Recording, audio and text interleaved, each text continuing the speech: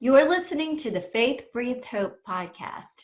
Today, I speak with Caroline Lee on losing and regaining sight of God after multiple tumor diagnoses.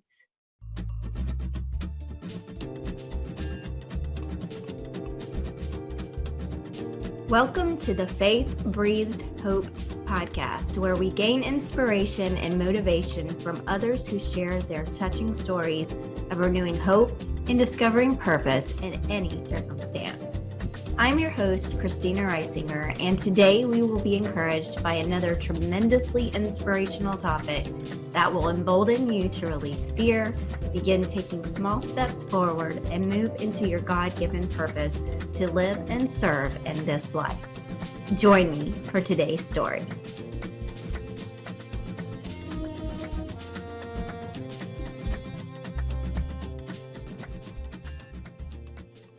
Hey, Caroline, and welcome to the Faith Breathed Hope podcast. How are you doing today?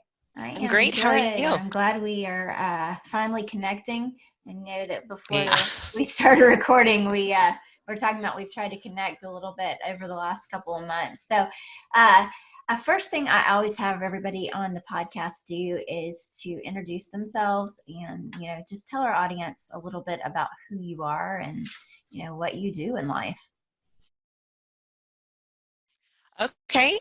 So I'm Caroline Lee, like you said. I am the wife to who I believe is technically Superman. And I have 3 kids, ages 8, 5, and 4.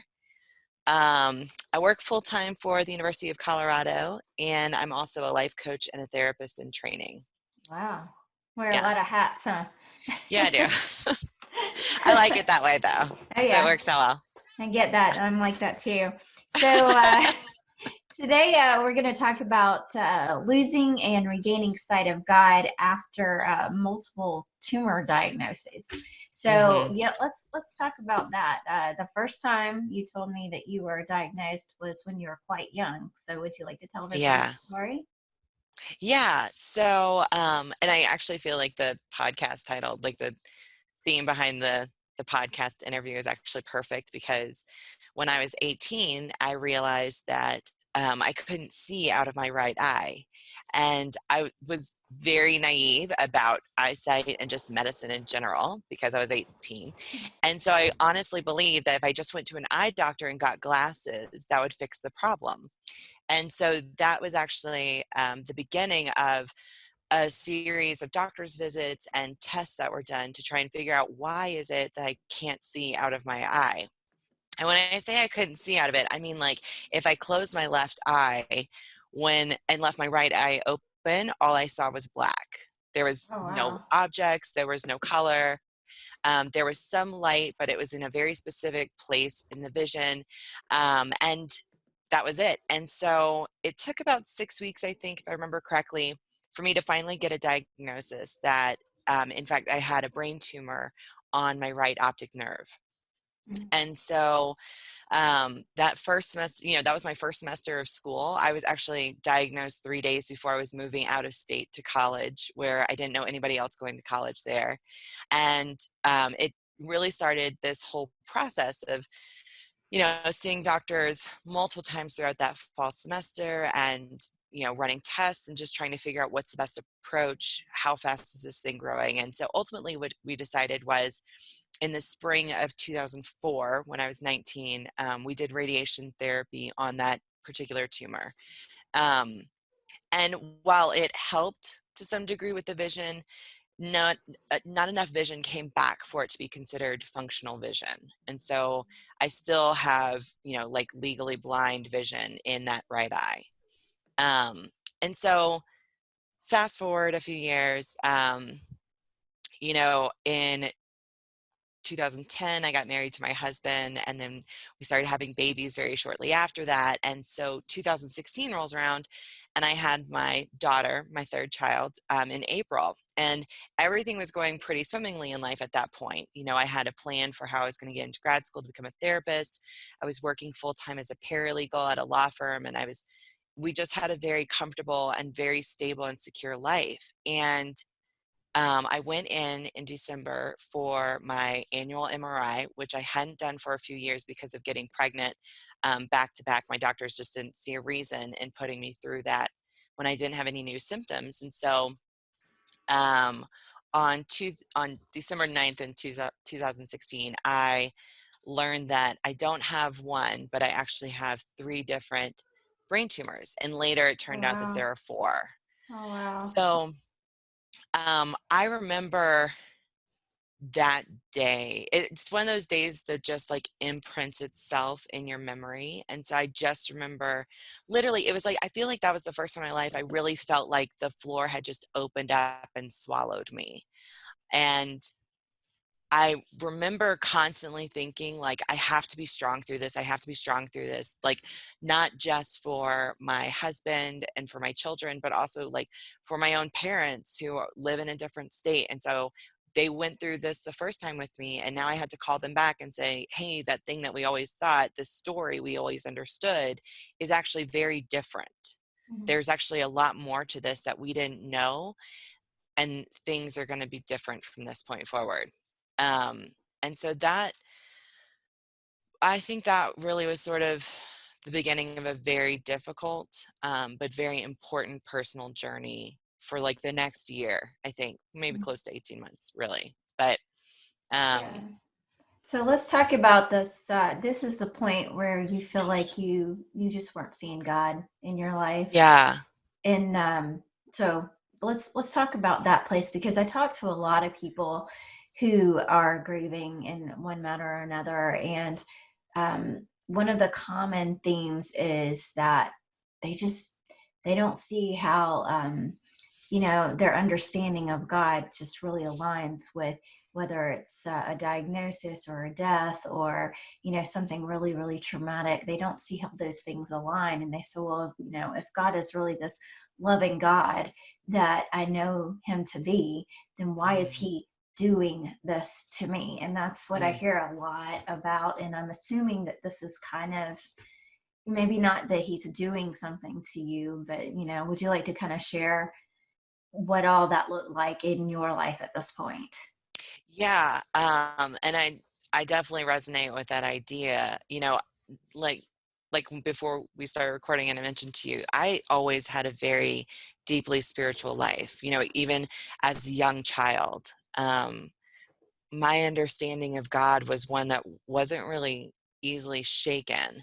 Mhm. And while maybe the approach or the church that I went to, whoever the pastor was I was listening to, that shifted over time. But this understanding of God and that connection to God really never shifted, even at 18. At 18, that was one of the things that I like knew steadfast. This was not a Mhm. problem for me. Mhm. But, you know, I also in hindsight realized, but at 18, even though I was really embedded and deeply connected with God, I was also making my bargains with God. I Mhm. was also saying, like, okay, I'm going to do this. I'm going to go through this. And you're going to be with me. Like, I know you're going to be there, but this is it. I'm not doing anything hard like this again. I'm Mhm. 18. I'm too young to do this. So I'll take this on, but that's it. Like, I'm done after this. And I mean, I don't think I actually like spent time thinking about that, right? Like going forward, my firstborn, it was a traumatic birth, but I don't remember being like, hey, I said at 18, like, I don't remember ever bringing up that bargaining chip, but I do distinctly remember in December of 2016 being like, hold the phone. I've had enough. Like, I've had enough. I've been through enough. I don't need another Mhm. thing. I don't need another trophy on my wall of like, hey, this is a cross I bore and I did it well and I did it strong and I did it faithfully. Like, I don't need another. Mhm. I very distinctly remember having those conversations and being very, very steadfast in that thought. Is that like, if this is what you think you're going to put me through, Mhm. if you think that I'm going to do this and it's some way for you, we're going to have a different kind of conversation. And so there was a very deep shift that took place in December of 2016 and proceeded to continue into like January and February for a few months. And it was really, I lost any sort of feeling of the presence of God. And that was something that I'd always, was able to like physically and emotionally feel the presence of God. And it was easily like not attainable, but it was an easy connection for me to tap into. I never felt like I had to struggle for it. But suddenly that was gone. And I mean, I can remember, like, if dark had a feeling to it, like the color dark, like black, if it had an actual feeling to it, that is what it felt like for months. And so in February, a few months after diagnosis, I turned to my husband one night, and I mean, like, crying, because I had just never been in this space. And I just looked at him and I was like, I can't feel God anymore. Like, I don't even know if God exists. How can he exist if this is the life that I have? Like, if this is the story that I have, like, if this is what I have to teach my children about someday, like, how is there a God? How am I ever supposed to feel God again? And I remember him just kind of sitting quietly with me and saying, maybe it's not about feeling God though, but maybe it's about being able to see God. Like when Juliet, our little girl, raises her arms up to you to be held, do you not see God in that? And it was just it was such a profound moment for me. Mm-hmm. And again, that really became one of those moments, those memories that's just imprinted in Mm-hmm. my brain, that like, I remember what it felt like to hear those words, like how comforting, but also very confusing. Like, but that's all it is. Like, that's all I have to do. Like, it just felt like, so like, that's it. Like, that's okay, maybe. But I do remember thinking, okay, maybe that's where I start. Mm-hmm. Like, maybe that's where this starts. Yeah. Um, So I wanna stop you right there for just a yeah. second. So I see all the time where you were talking about the color black, and I never have heard it described in such a way. But there is that moment when people go through something that they feel like they that they don't think that they can handle, that they think is too much, Mm, and they start questioning and doubting things, and they really feel lost. And I'm not saying that they are lost, but you kind of lose that perspective of the way life was before, and everything changes. And I've heard so many people talk about how they start questioning God. Or for me, I never questioned God, but I didn't question him in the sense of, hey, I don't believe in you, or I'm angry at you, that kind of thing. I mm, questioned my prayer life, which, I'm assuming other people do. I haven't really spoken with a lot of people about it, but, when my daughter was alive, she was sick. And so I would pray for her all the time. And I was believing that he was going to give us a miracle. And, when people came to us and they said, oh, well, you have your miracle, she's no longer hurting, she's in heaven, I was very angry. And I thought, well, that's not a miracle at all. I needed a mm, miracle here on earth. And so my questioning was more around, you know, did I not pray right? And so I would really overanalyze my praying and my prayers. And I thought, well, I get to this point, well, so and so says I have to pray this way, and so says I have to pray this way. And, we don't get our prayers answered because we're not praying this way. And I really started feeling like I was walking on eggshells. And, mhm, I had to come to this place and say, you know what? My God loves me, and he doesn't, in my tragedy and in my immense pain, he doesn't want me to have to feel like I'm stepping on all these eggshells to figure out how to bring him closer to mhm, me. And I think that I'm thinking from our previous conversation that you're going to talk about how, he was really there. You talked about how, you can see God all around you. And there's so many times that, time goes on and we don't feel like God is there. But then there's that moment, and we look back, over the years, over the months, over the days, and we're like, you know what, God really was in that. Mm-hmm. So, yeah, I wanted you to continue with what you felt like God was doing during this time, because I think that he gives us opportunities. Right. They don't look like opportunities because we're mad or we're sad or we're confused, but I think they're really big opportunities for us to draw closer to him at this time. So I want to hear your thoughts on that. Yeah, I mean, I really agree with you a lot, and I definitely understand the eggshell feeling because I know that I did that for a long time as well, but was always confused by it too, and was always confused when I was told, like, well, you can't really pray that way. You should pray this way, just because it the format of the prayer was never what made me feel more connected. Mm-hmm. It was just the prayer itself, and however that came out. And I think one of the things that I learned the most over the course of that year um, was actually related to the idea of being able to see God. Um, and so, in a lot of ways, you know, over the course of 2017, after that diagnosis, I actually started to have vision issues in my left eye. So I started to face this possibility of going blind completely at some point. And so, what I did actually start doing was appreciating the things I could see. And one of the Mm-hmm. things I started doing was just saying a silent thank you to God, or sometimes out loud when I would have a moment to be grateful. And so, like that year, we had the most amazing amount of butterflies show up in my front garden.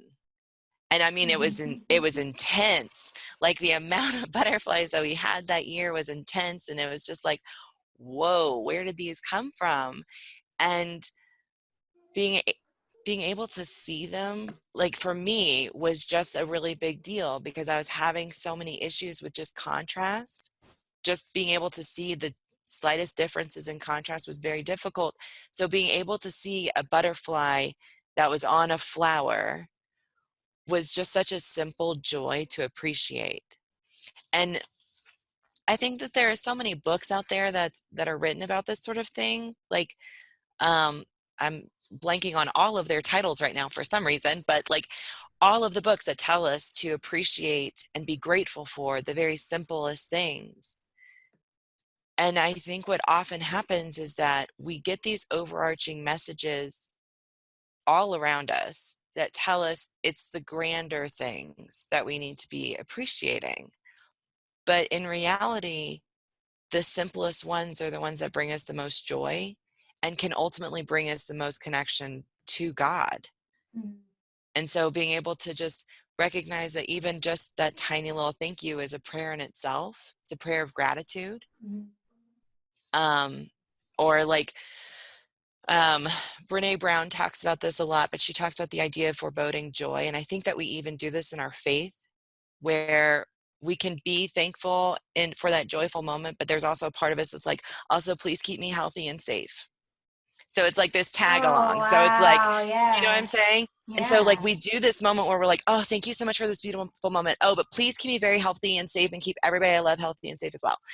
And so we immediately jump to, oh, but I also want this thing that's sort of about fear. Instead of just staying in that moment of joy and allowing it to be present. Does that make sense? I think that is super interesting the way that you say that, because I do that all the time. I'm like, oh, thank you, but then there's like this inner fear that's like, oh, if you thank God for something, that not means something bad's gonna happen and Mm-hmm. around the corner. So Yeah. I've never really heard anybody else talk about that. That is so interesting. Well, um and to be honest, it is a hard habit to break. And it took, one thing that was super helpful for me is that, I think that when we become an adult, it's very hard to remember what it's like to have a childlike faith hmm, when you have kids. And if they're faithful children, like sometimes the words out of their mouth will just rock your entire world. And hmm, my two oldest sons, especially my oldest, has just always had like a heart that was deeply connected to God, and he just just sort of has this spirit that's so beautiful about that. And I can remember over the course of that year, you know, he would just say these things about how much he loved God, and, how much he loved to pray to God and just spend time with God. And I just remember looking at him being like, "You are 6?" Like, you're Yeah. 6? Like, it's such a beautiful thing to witness, and it was such a good reminder, and that was one of those were those moments as well where I could see God, Mm-hmm. and that is sort of what started to bring me back and started to get me back into my own faith and really start to recreate that deeper connection that I'd had before. I love that. So I've talked to other people in the past, and people have different ideas on, like, I guess, signs and signals. Some people think that um, different things are from God, and then I know other people who feel that you have to be careful with that kind of thing. Hmm. But in a way, like, God knows what we need. So when we see things, whether it's, I don't know, something that our own head is concocted, it's a form of comfort, in that Hmm. tragedy.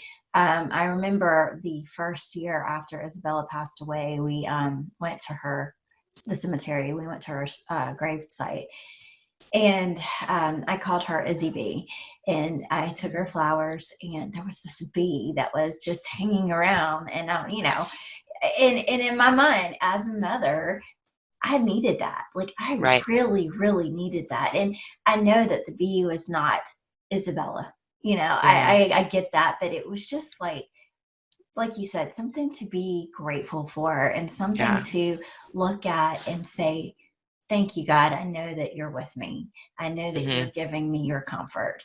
And I actually took a photograph of it, and it's one of my favorite photographs. But yeah, so we can look around and just really appreciate, like you were appreciating those butterflies, and I can appreciate the bees, and it's just know that the Lord is always there, and and the things that we hear, and we see, our sight, our senses, all of our senses. My husband says that he talks to God and he hears God mostly when he's in the woods. Hmm. So, nature has a huge huge part of that. So the Yeah. other thing I want to ask you is, so you became a therapist. Is that what you said? You said you worked for the university, but you're going to Yeah. be a Well, therapist? right. So, I work for the university handling their patent portfolio. So it's still like legal work, like what I was doing as a paralegal before. But while I'm doing that, so I have a life coaching business outside of that. And then I'm in grad school getting a master's in counseling. So I'm a therapist in training. What kind of counseling is it? Just general counseling or something Yeah, specific? it's general counseling. Okay. I'm actually working on like the track that I'm in is a marriage and family therapy. Okay. Okay. Yeah.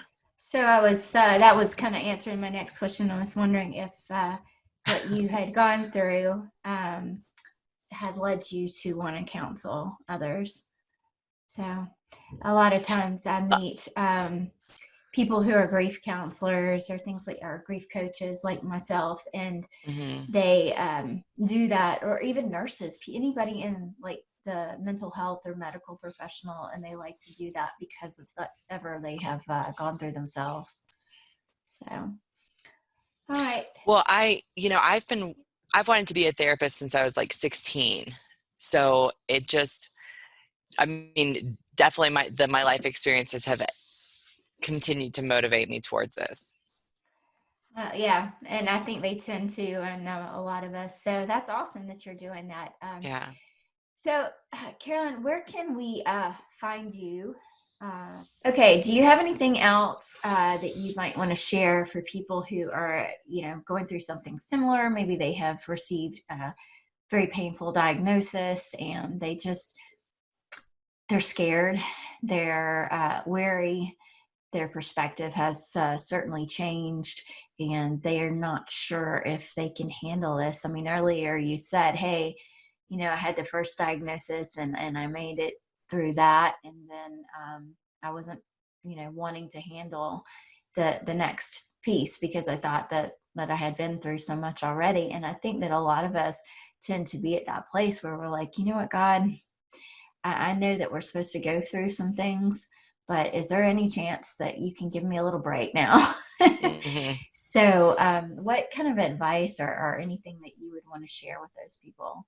Um, so there's a couple things that come to mind really, and I think the first one is reminding yourself that God is always faithful. Mhm. That like we as humans struggle with that because we're humans, Mhm. but that's not something that God struggles with. And so while we might feel disconnected or we might feel like we can no longer see God or hear God, He's still always there. He's always present. He's always with us. That is not something that He changes. It's just usually that we in our own humanness, we lose the connection on our end. It doesn't mean that He's not there. Good. And I think that like just constantly reminding yourself of that, even if you don't believe it, just keep reminding yourself of that. Because the more you remind yourself, the more you'll start to believe it and you'll start to see it. You'll start to recognize it again. Mhm. And I think the second thing is too, is that um, know very clearly who is in your support system. Because if you're already struggling with sort of the idea of like, why me? Why is this my struggle? And you're surrounded by people who are asking the same questions, that will only encourage your questions. Mhm. And so, understanding who is in your support system and the type of encouragement that they bring to the table.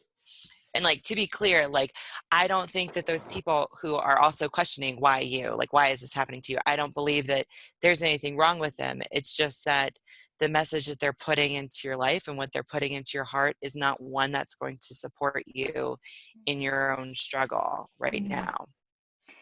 Yeah, And I mean, so just being clear about who you have. mhm, definitely. I agree with both of those.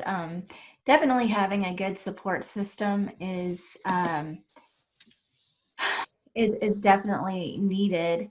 But you can get to a place where, if you relate to somebody because they share a similar story, a similar experience, it can be very supportive, but it can also Mhm. end up being toxic if there is a lot of negative thought process and mindset there.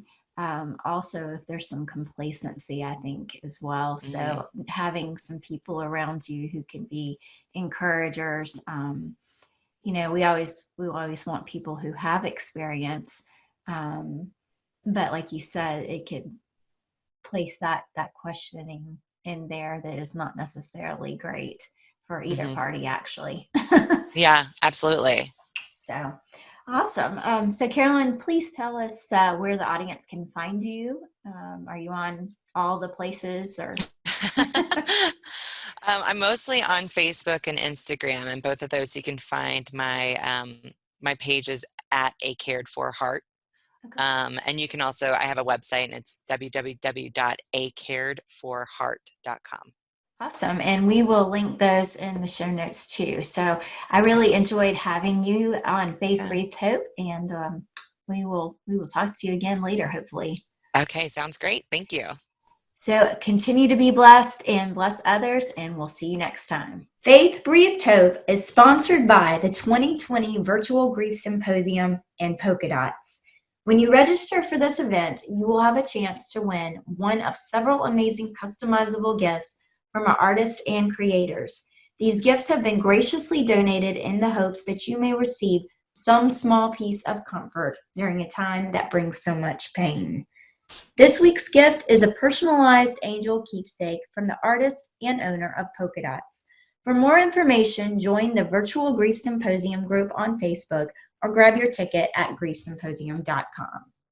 If you enjoyed hearing from Caroline, you can also listen to her in the Virtual Grief Symposium held October 1st through 3rd.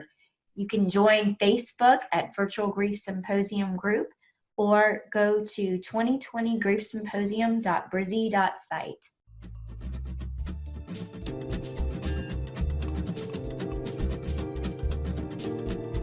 And I want to thank you for joining us on Faith Breathed Hope, where you gain inspiration and motivation to renew hope and discover purpose in any circumstance. Please like and share this podcast and give us a review on iTunes. Be blessed.